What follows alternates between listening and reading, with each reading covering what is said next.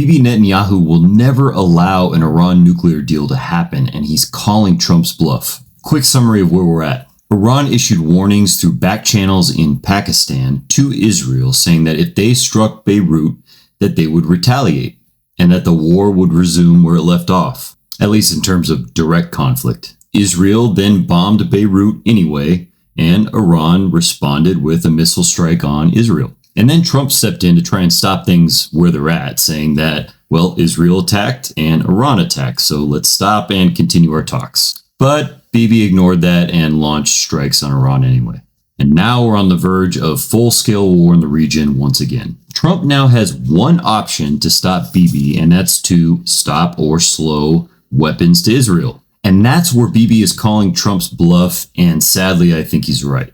There are too many Republican senators and cabinet members like Marco Rubio pushing back on this already. The Israel lobby is putting on the full court press. And Trump can only stop things in the short term without Congress. Long term, he needs them. And given where he is politically, he kind of needs all of his allies happy right now. Netanyahu has been very successful in stroking Trump's ego, making him think that he's ultimately in charge.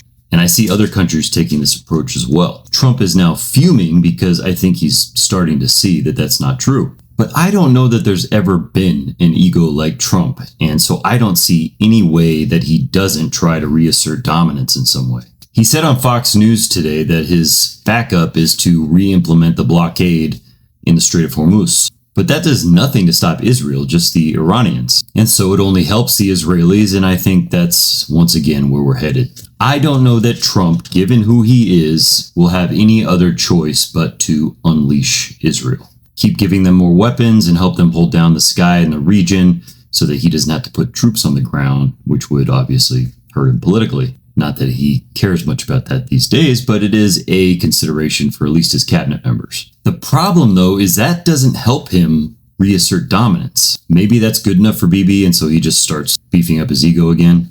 But the only other plausible option that I see for him other than that is full-scale war with troops on the ground, which would help his authoritarian agenda. Trump, of course, just wants money and power, as much of each as he can get.